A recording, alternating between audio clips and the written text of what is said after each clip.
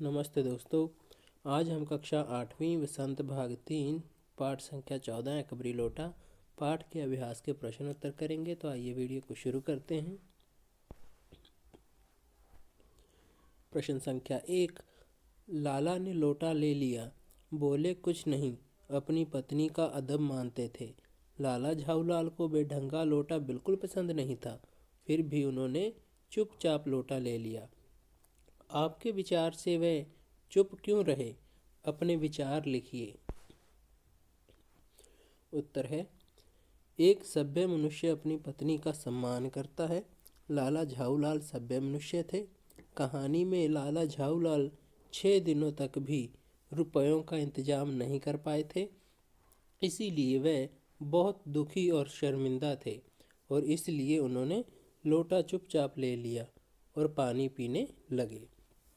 तो जब झाऊलाल की पत्नी ने उनसे 250 रुपये मांगे थे तो उन्होंने 7 दिन की मोहलत मांगी थी। 7 दिन में 250 रुपये देने का वादा किया था और जब 6 दिन तक वो पैसे का इंतजाम नहीं कर पाए थे, तब जब झाऊलाल घर आए तो वो बहुत शर्मिंदा थे।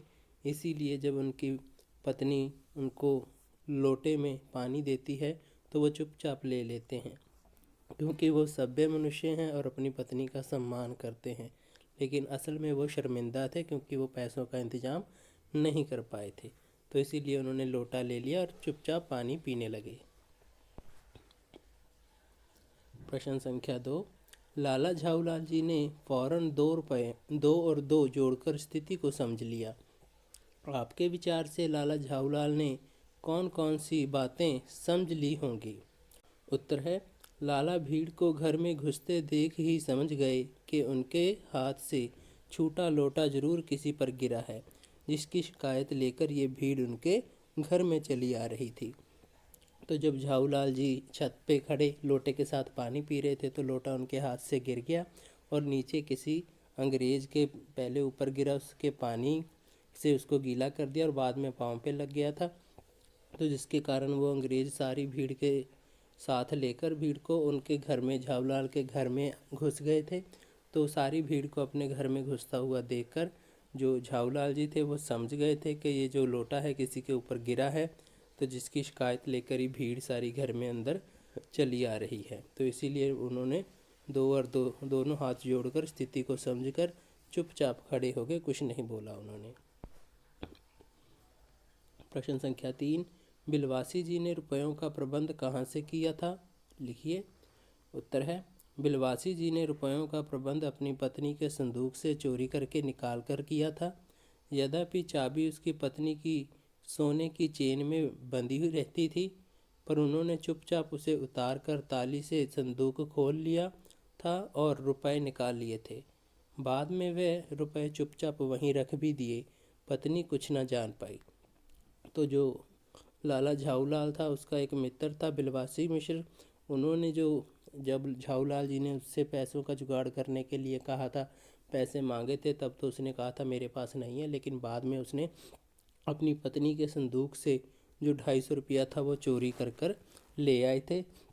संदूक की जो चाबी थी, ताली थी, वो उसकी पत्नी के गले में सोने की चैन में के साथ बंधी रहती थी और जब उसकी पत्नी सो गई थी तो उसने चुपके से उसके गले से चैन से चाबी निकाली और संदूक में से जो 250 रुपये थे वो चोरी निकाल लिए और बाद में उसने वो 250 रुपये वहाँ रख भी दिए थे, जिसके कारण जो उसकी पत्नी थी उसको कुछ भी नहीं पता लगा कि 250 रुपये चोरी हुए थे, अब दोबारा वहीं पे रख दिए। तो बिलवासी ने जो 250 रुपये चोरी किए थे तो पैसों का इंतजाम चोरी करके किया था। प्रश्न संख्या 4। आपके विचार में अंग्रेज ने वह पुराना लोटा क्यों खरीद लिया? आपस में चर्चा करके वास्तविक कारण की खोज कीजिए और लिखिए। उत्तर है, अंग्रेज पुरानी ऐतिहासिक महत्व की चीज़ें खरीदने के शौकीन होते हैं। उस अंग्रेज का एक पड़ोसी मेजर डगलस भी पुरानी चीज़ों में उससे बाजी मारने का दावा करता रहता था। उसने एक दिन जहांगीरी अंडा दिखाकर कहा था कि वह इसे दिल्ली से 300 रुपये में लाया है।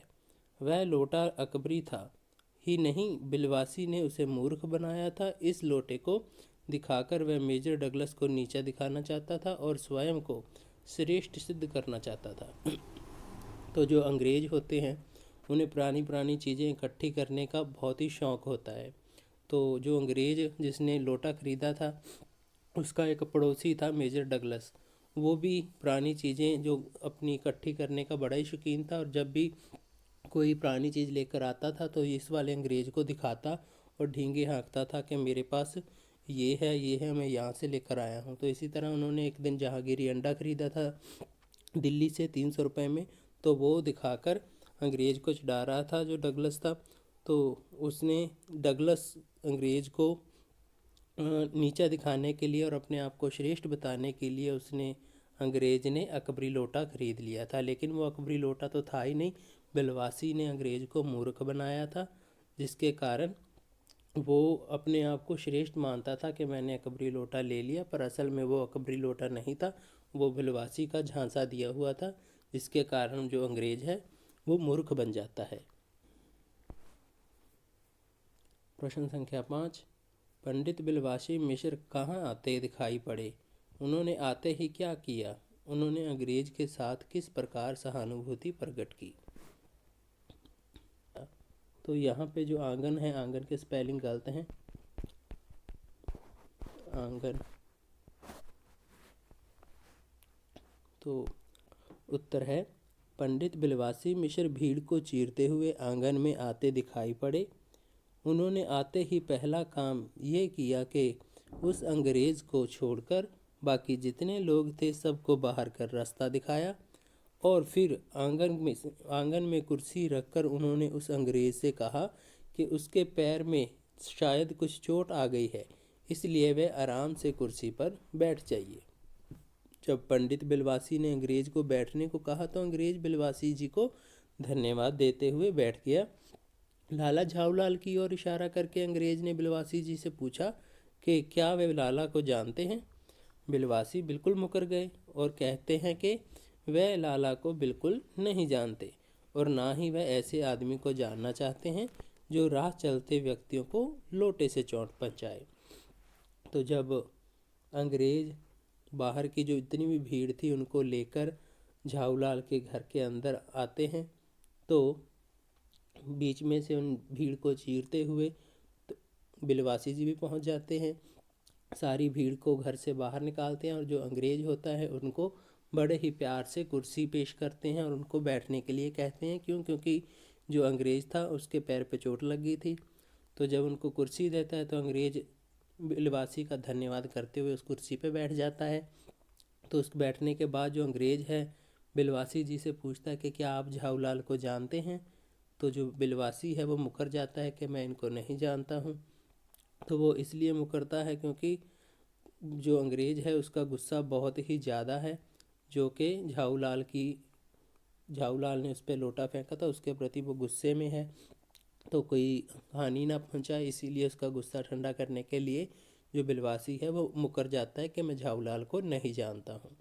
तो ऐसे और आगे भी कहता है कि मैं ऐसे लोगों को बिल्कुल नहीं जानता जो राह चलते व्यक्तियों को लोटे से चोट पहुँचाएँ, तो इसीलिए मैं ऐसे लोगों को नहीं जानता।